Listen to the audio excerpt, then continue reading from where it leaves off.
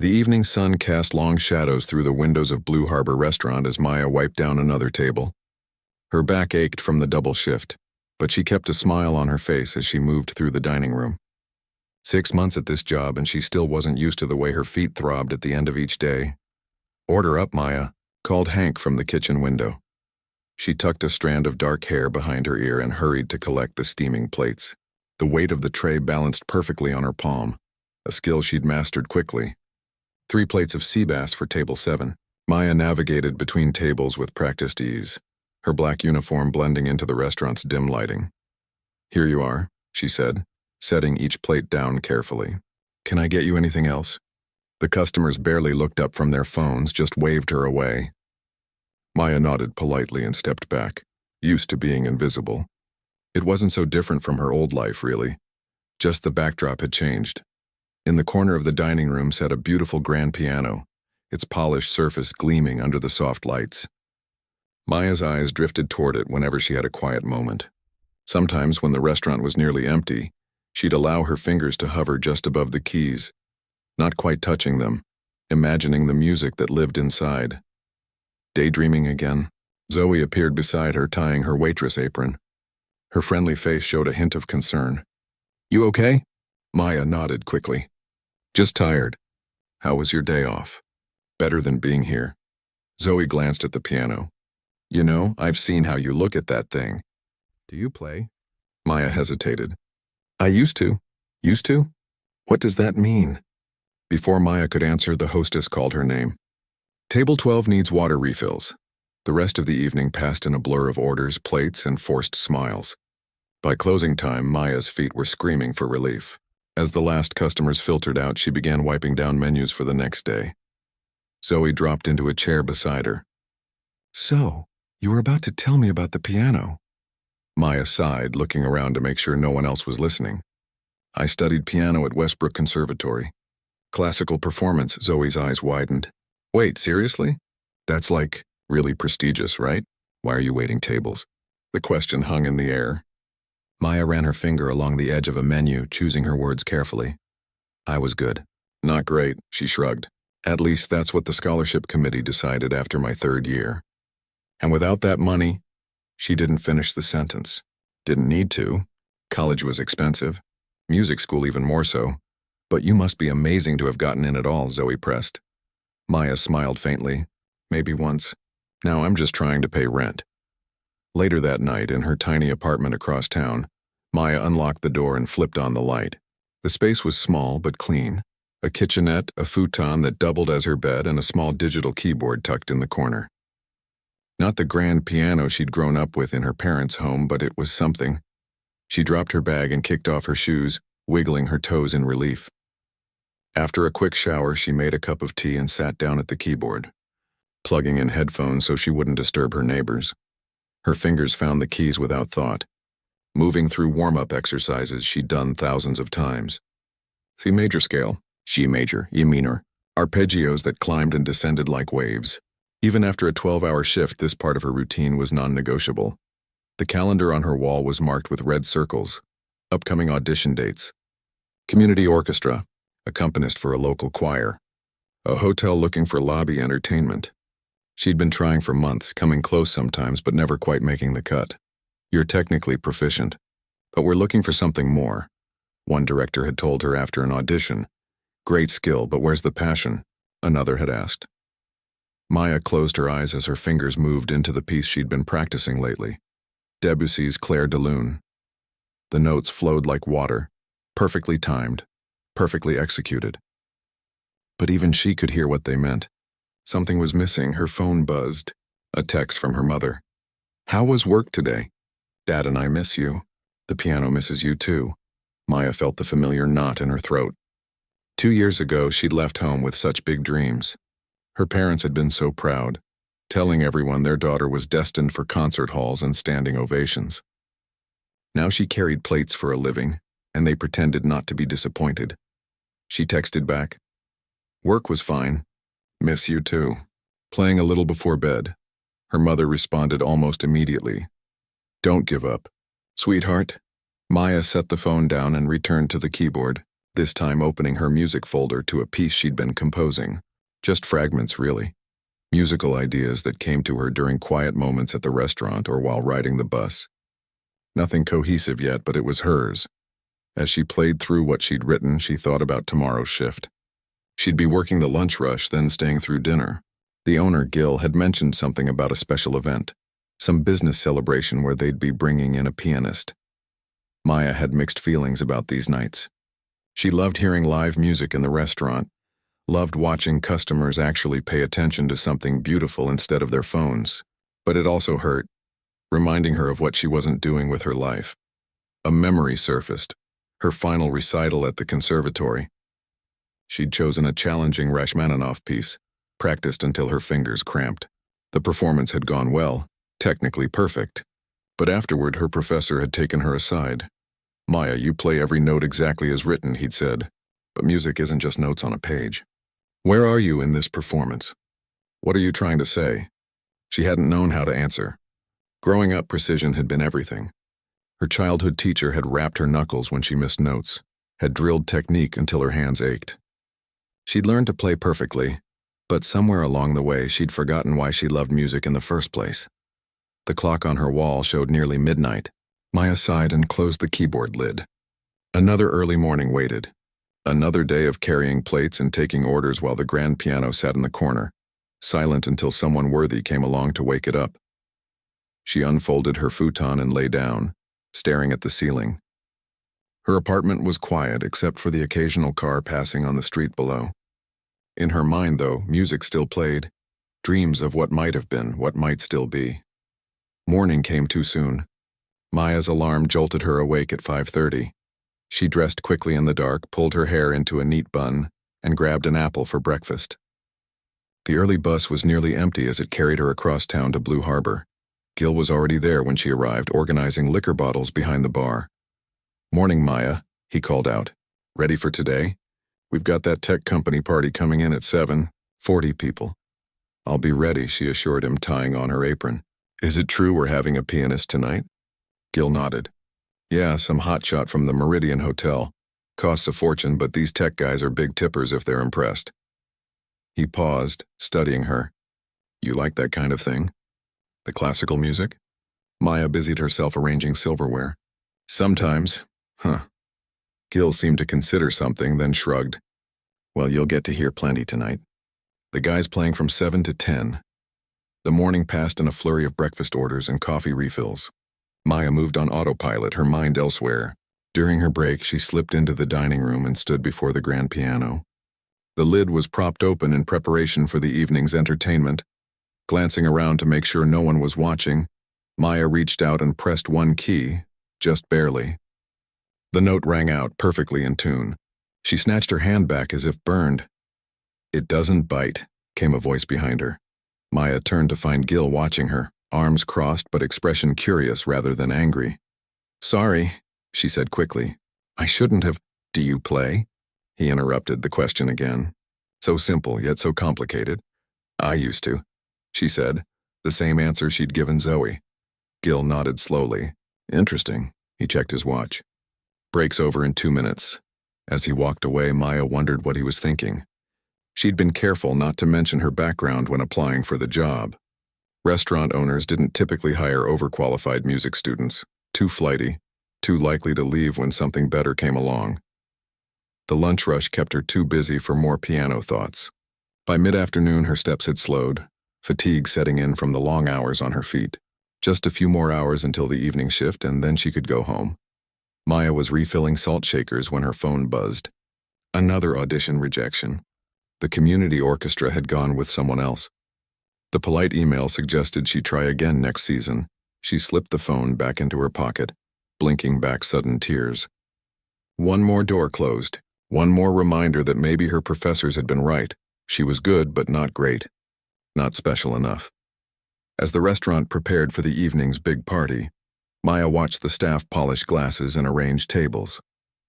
The pianist arrived early to set up, a confident man in an expensive suit who barely acknowledged the waitstaff.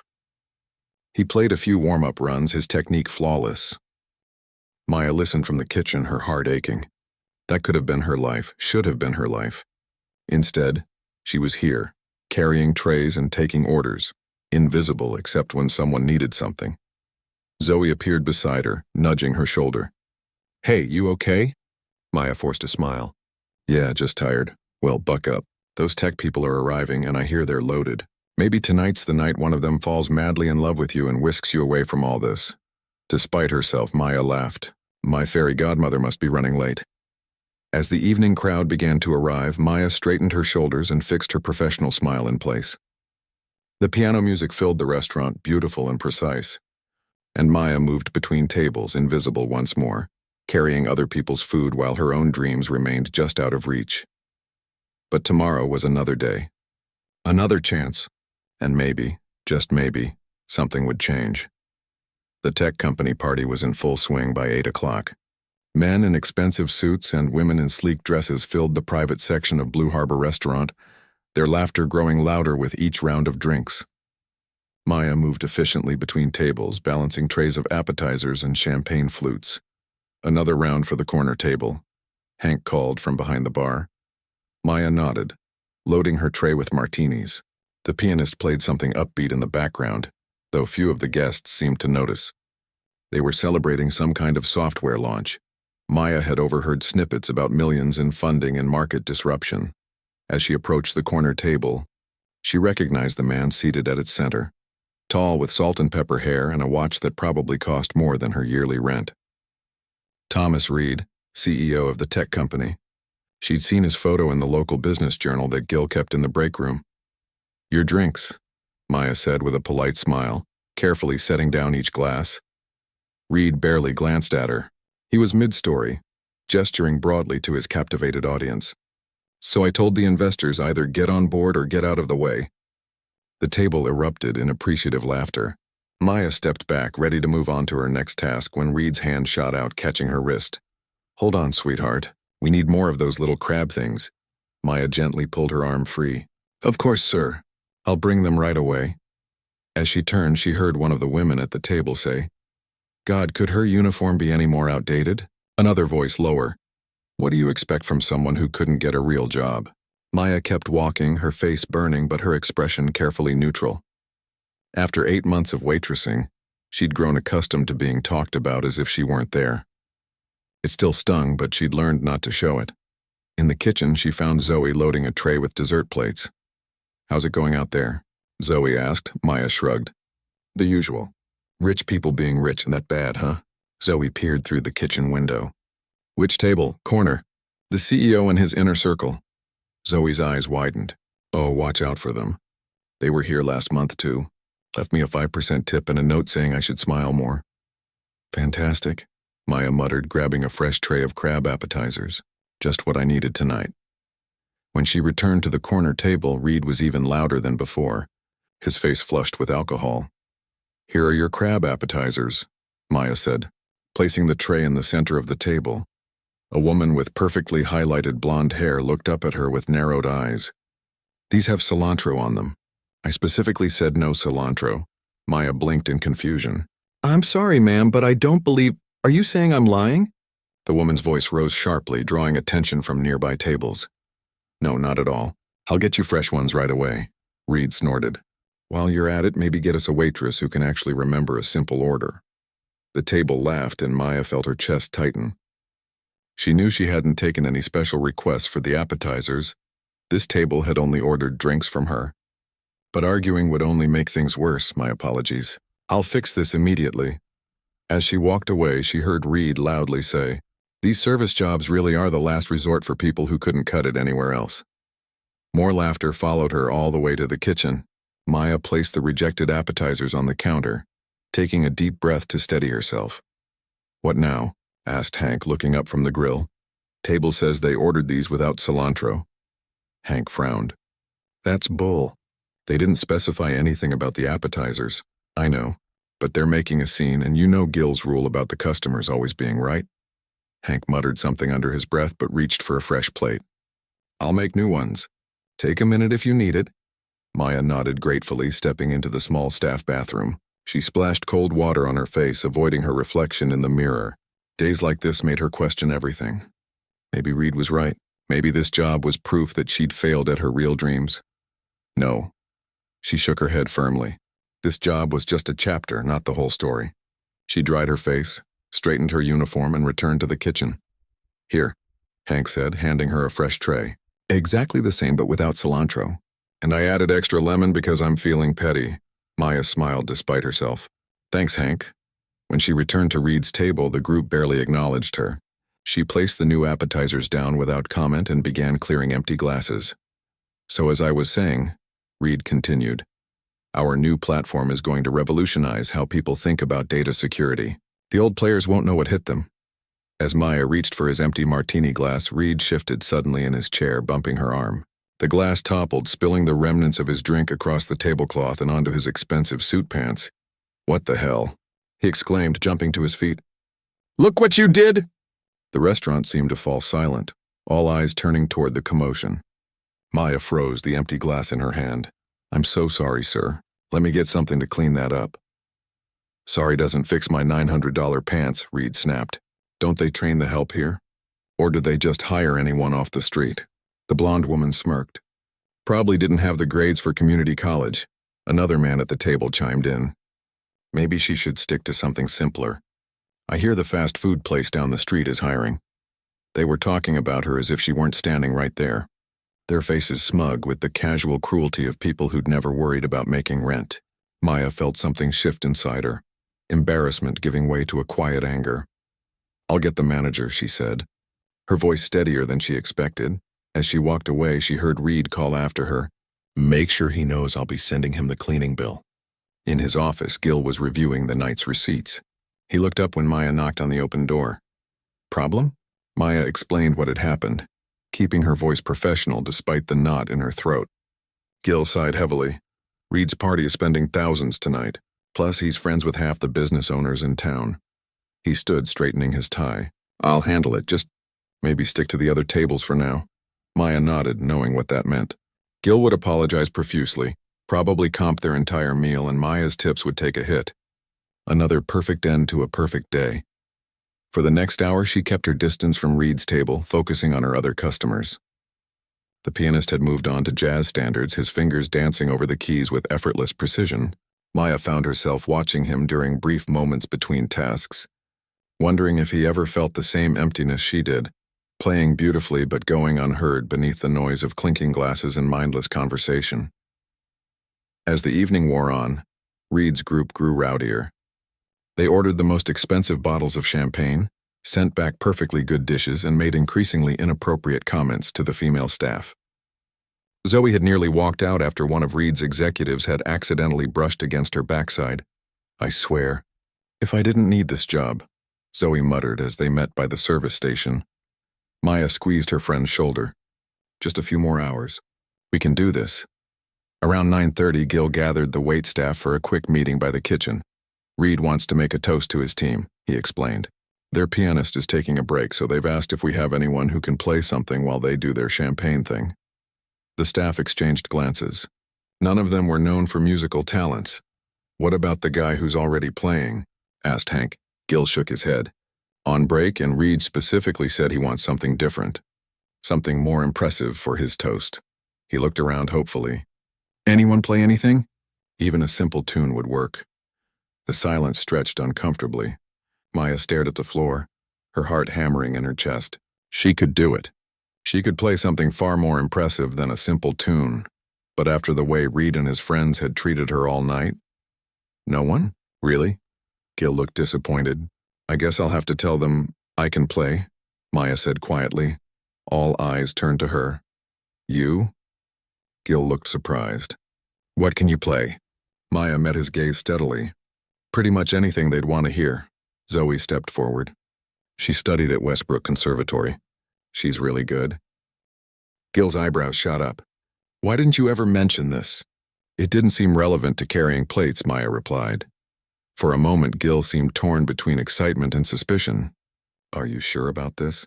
These people are, well, you've seen how they are.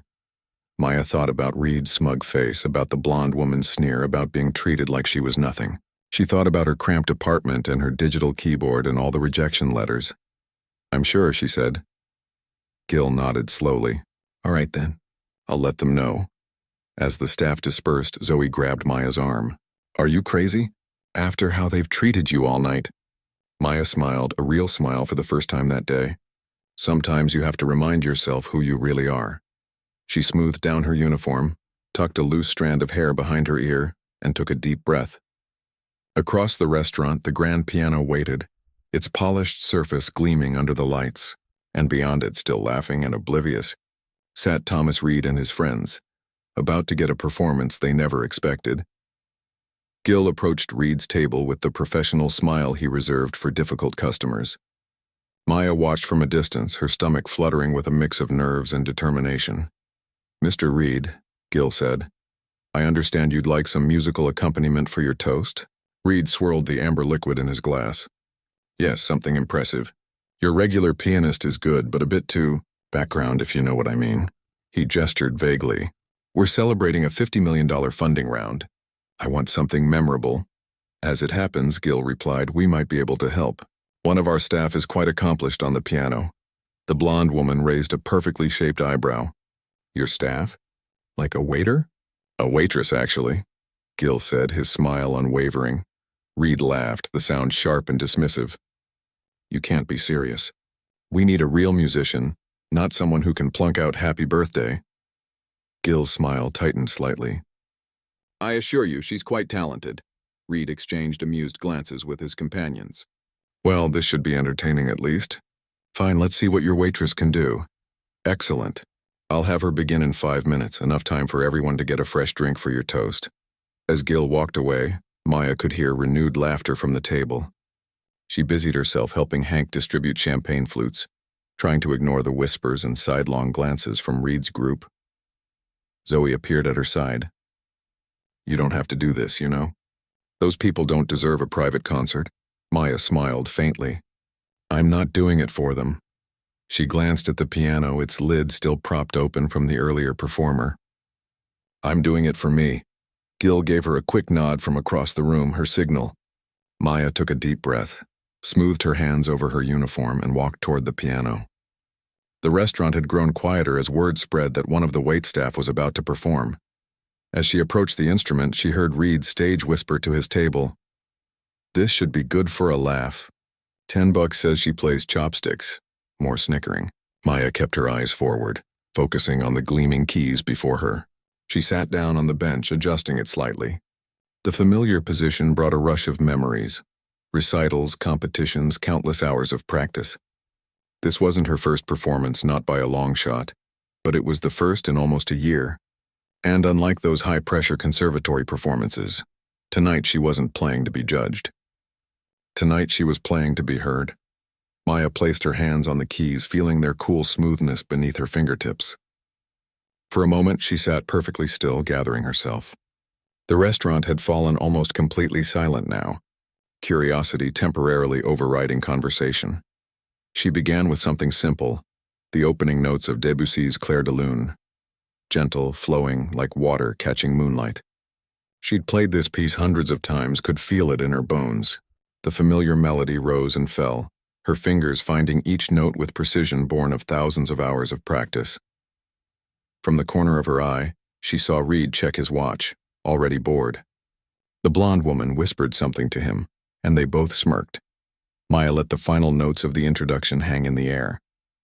Then, without pausing, she shifted.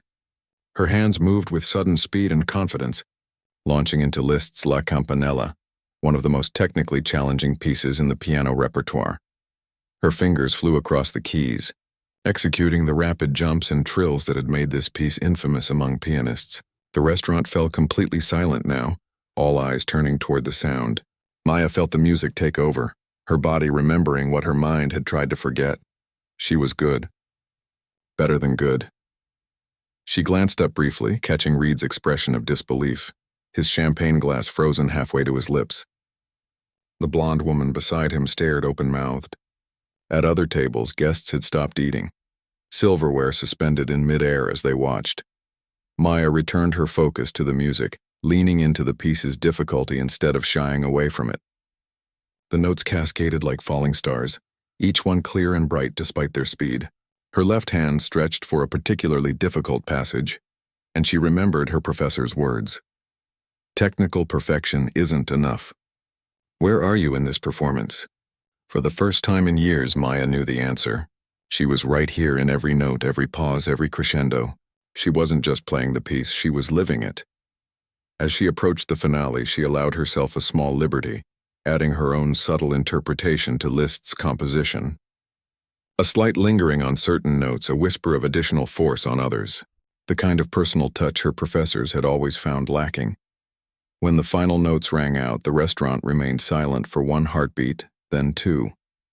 Then came the applause, tentative at first, then building to something thunderous. Maya sat still, suddenly aware of her racing heart and the slight tremor in her hands. She looked up to see Gil standing near the bar, his face a mixture of shock and delight.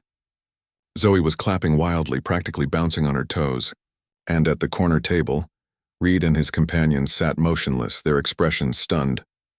Maya stood, giving a small, somewhat awkward bow. The applause continued, with several guests rising to their feet. She felt her cheeks flush with a mixture of embarrassment and pride. Gil approached the piano, beaming. "Ladies and gentlemen," he announced over the gradually subsiding applause, "Maya Chen, one of our talented staff here at Blue Harbor." He turned to Reed's table. "I believe you wanted to make a toast, Mr. Reed." Reed seemed to collect himself, standing somewhat stiffly. "Yes, right. The toast." He raised his glass, though his eyes kept darting back to Maya. To innovation and unexpected talent. And to my team, of course." His companions raised their glasses mechanically, still watching Maya. The moment felt surreal, as if the power dynamics of the entire evening had suddenly inverted. Gil leaned close to Maya. "That was incredible. Why didn't you tell me you could play like that?"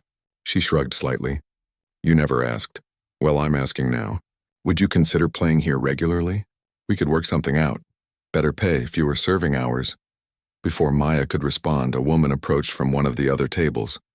Middle-aged with kind eyes and an elegant gray pantsuit. "Excuse me," she said. "That was extraordinary. Are you classically trained?" Maya nodded. "Westbrook Conservatory. I studied there for 3 years." The woman looked impressed. "I'm Diane Fletcher. I serve on the board of the Newport Symphony Orchestra." She handed Maya a business card. "We should talk.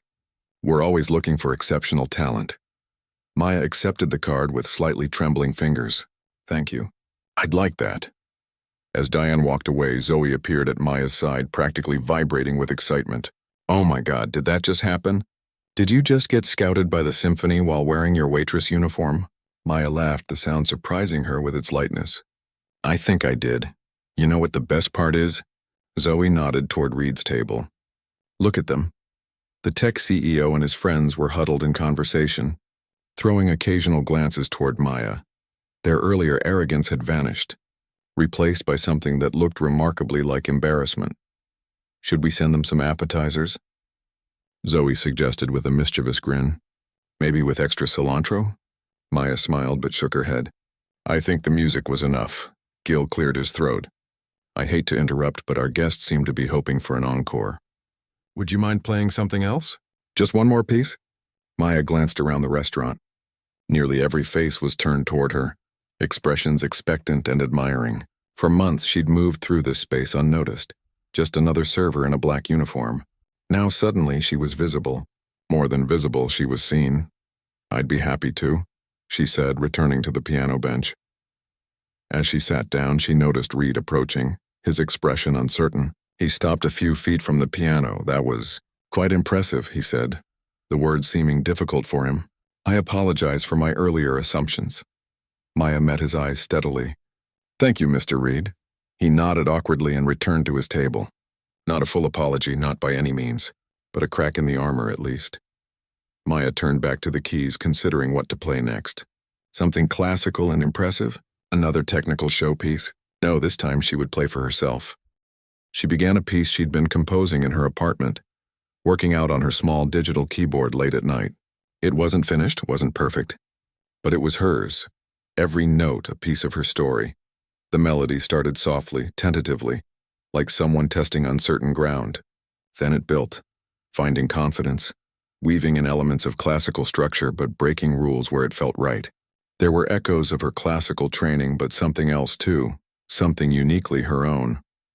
As she played, Maya thought about the path that had brought her here, the scholarship loss that had felt like the end of everything, the months of rejection and doubt, the nights practicing alone in her tiny apartment, wondering if anyone would ever hear her music again, and now this moment, unexpected, unplanned, but somehow exactly right.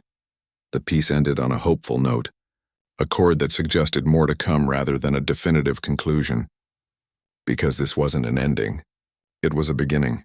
The applause this time was immediate and warm. Maya stood taking another small bow. As she did, she caught Gil's eye.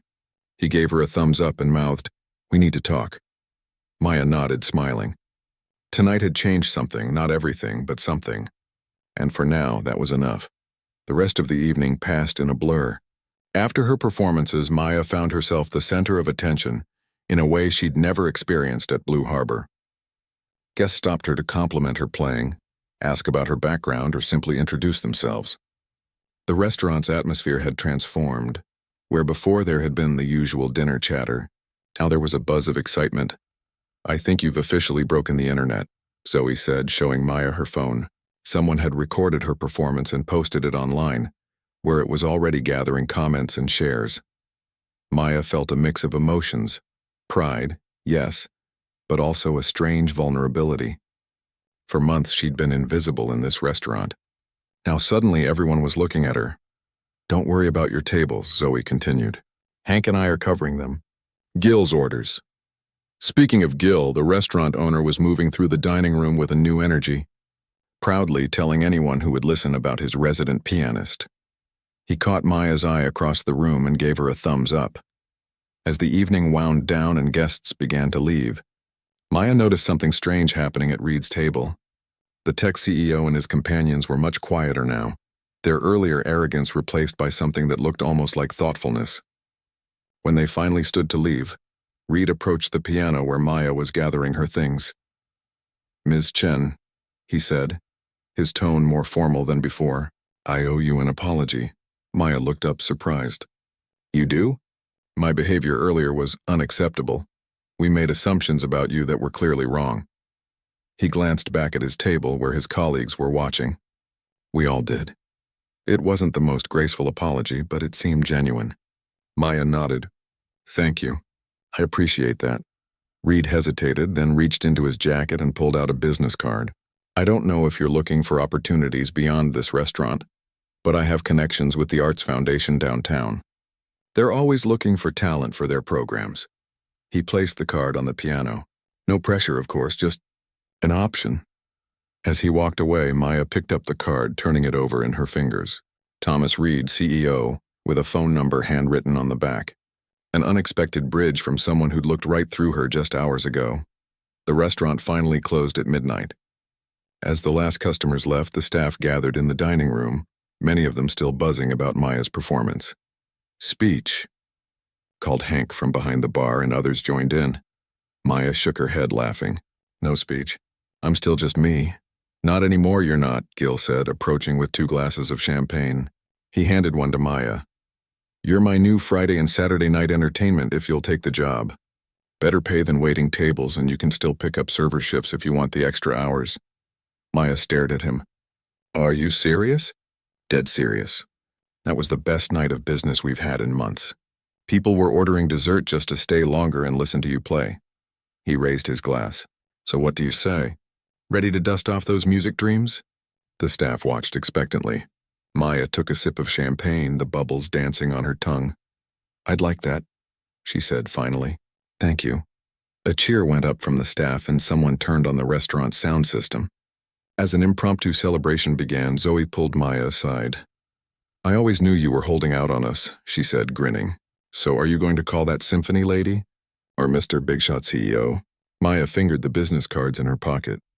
"Maybe, probably, I don't know yet," she smiled. Tonight was enough for now. Later, as she walked home under the streetlights, Maya felt lighter than she had in months. The night air was cool on her face, and somewhere in the distance a saxophone played a jazzy tune that floated through the quiet streets. Her phone buzzed with a text from her mother. "How was work today?" Maya stopped walking, considering how to answer. How could she possibly compress the events of the evening into a text message? Instead, she called. "Maya?" Her mother answered on the first ring, surprise in her voice. "Is everything okay?" "It's so late." "Everything's fine, Mom," Maya said, smiling into the darkness. "Better than fine, actually. I played tonight." "Played? You mean the piano at the restaurant. I played Debussy and Liszt and something of my own." Her mother's intake of breath was audible. "Oh, sweetheart. That's wonderful. How did it feel?" "Like coming home," Maya said simply.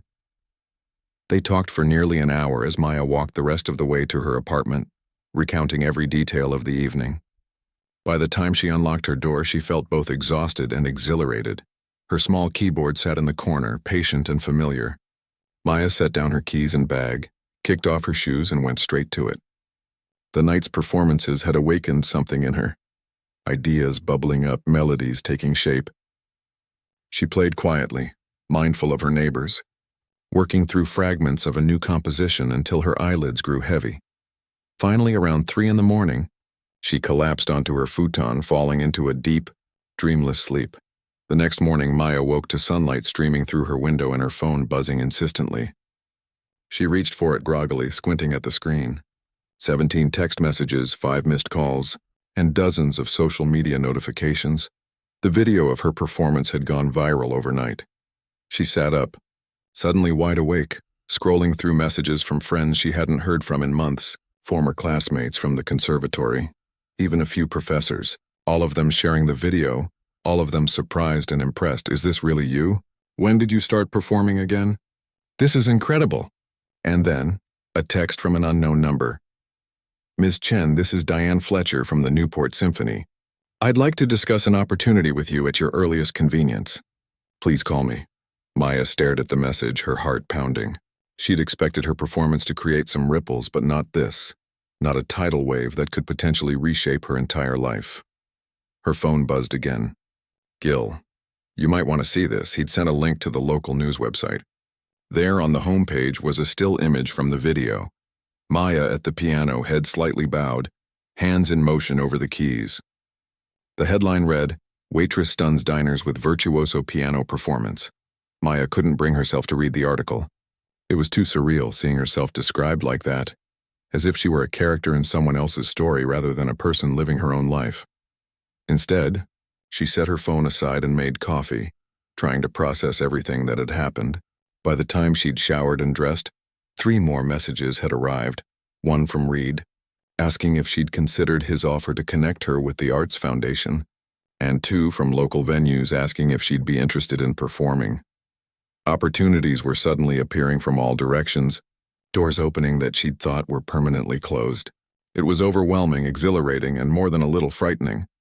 Maya sat at her small kitchen table trying to sort through her feelings.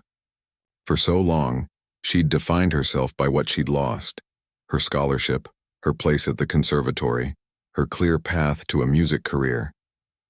She'd carried that loss like a weight, letting it reshape her into someone smaller, someone who didn't expect much from life anymore. But last night had reminded her of who she really was. Not just a waitress who used to play piano, but a pianist who happened to be waiting tables. The distinction mattered. Her phone buzzed with yet another message. This one from Zoe. "Have you seen? You're famous. Also, Gil wants to know if you can start playing this Friday. Says he's already got reservations from people who saw the video." Maya smiled, typing back, "Tell him yes." She had decisions to make about all these sudden opportunities. The symphony, the Arts Foundation, the other venues. But those could wait a little while. For now, she had a job to do, not carrying plates anymore, but making music. It was a start. Maya glanced at her keyboard, then at the stack of composition notebooks she'd been filling with musical ideas these past months. Perhaps it was time to bring those ideas into the light as well. She opened her laptop and navigated to the video of her performance, curious despite herself. The comments section was filled with surprised reactions. "Wait, she's just a waitress? That's insane talent. This is why you should never judge people by their job. Respect to this restaurant for letting their staff shine." Maya closed the laptop, shaking her head slightly. People were so quick to put others in boxes: waitress, pianist, success, failure. As if a person could be only one thing. She'd fallen into that trap herself, letting one setback define her. But the truth was more complicated, more interesting. People contained multitudes. They evolved. They surprised you. Outside her window, the city was waking up. Traffic sounds filtered in, along with fragments of conversation from pedestrians passing below. Maya opened her composition notebook and began to write. Not just notes this time, but words as well.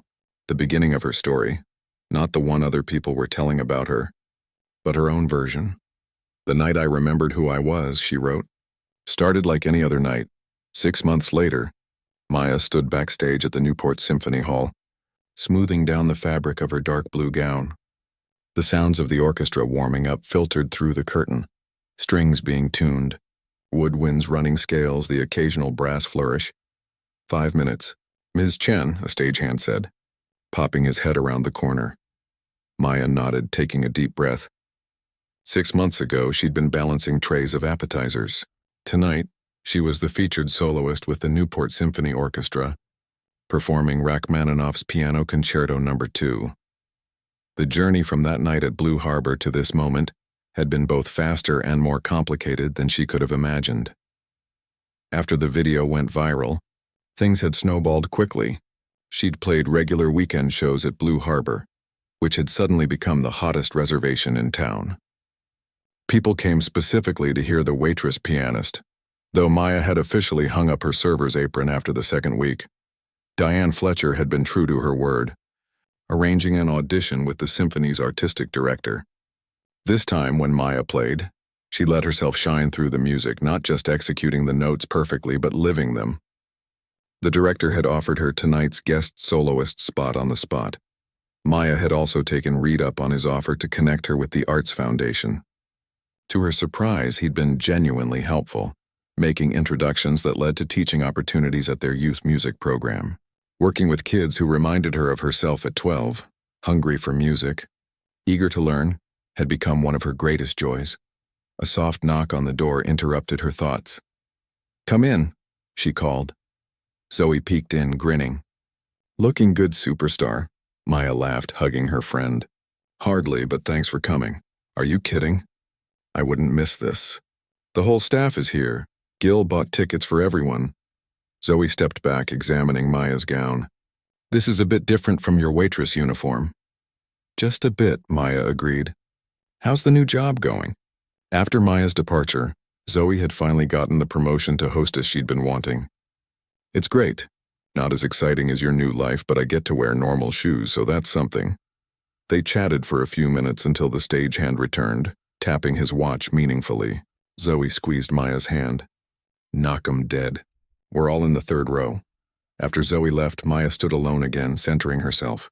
Her phone buzzed with a text from her parents, who were flying in tomorrow for her second performance. "So proud of you. Play your heart out." Another text arrived right after, from Thomas Reed, of all people. "Break a leg tonight. The team is looking forward to hearing you play."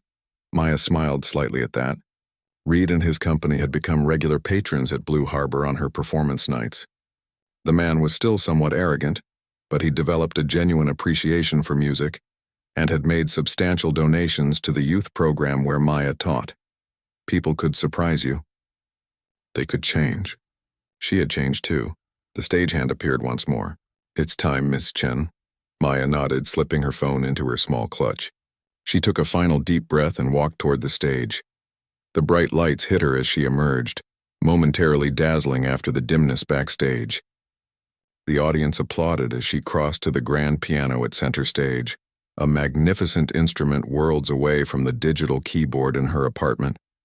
She'd moved out of that apartment last month, into a small but sunny place with enough room for a proper upright piano. Not that she was home much these days between performances, teaching, and composing. Her life had expanded in ways she couldn't have predicted. Maya took her seat at the piano, adjusting the bench slightly. The conductor nodded to her, a question in his eyes. "Ready?" She nodded back. "Ready." The orchestra began the famous opening chords of Rachmaninoff's concerto. Maya watched, counting measures, feeling the music build toward her entrance. When her moment came, her hands descended on the keys with confident precision. As she played, memories of the past 6 months flashed through her mind. Her first weekend performance at Blue Harbor, where she'd been so nervous she'd nearly missed her opening notes. The standing ovation afterward that had brought tears to her eyes. Her reunion with former professors who'd come to hear her play. Their pride and slight bewilderment at seeing their technically perfect but emotionally restrained student performing with such passion. The music flowed through her, the familiar notes taking on new meaning with each performance. She'd played this piece dozens of times during her conservatory days, but never like this. Never with the full weight of her experiences behind it. Maya glanced briefly toward the third row, catching a glimpse of Zoe, Gil, and the Blue Harbor staff. They looked almost comically out of place in the formal concert hall, but their faces shone with genuine pride and excitement. Halfway through the second movement, during a brief rest while the orchestra played, Maya spotted another familiar face several rows back, her old piano professor, the one who had questioned where she was in her music. She hadn't seen him since leaving the conservatory. He was watching her intently, head slightly tilted. Maya returned her focus to the music, diving into a particularly challenging passage.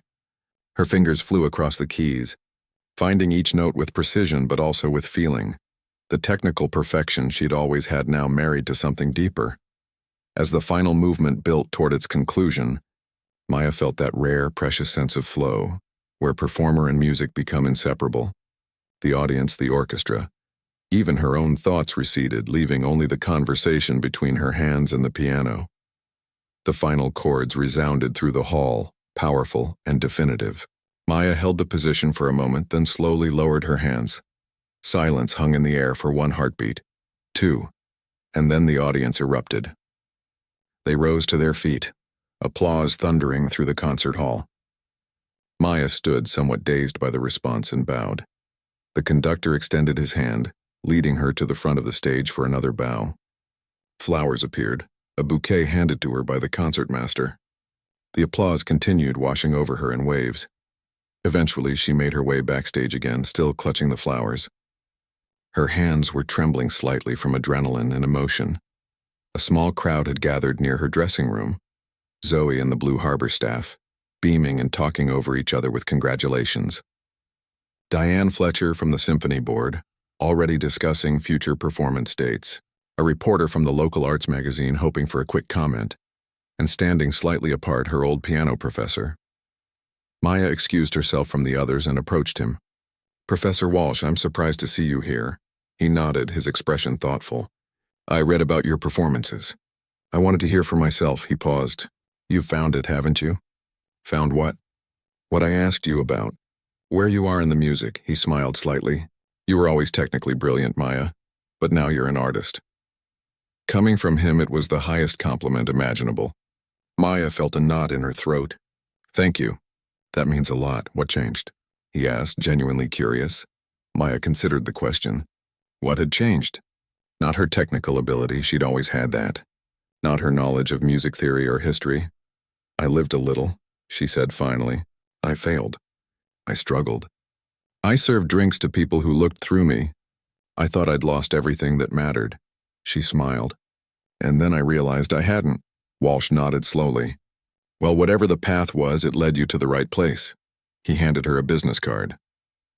"The conservatory is launching a new community program, bringing music to underserved schools.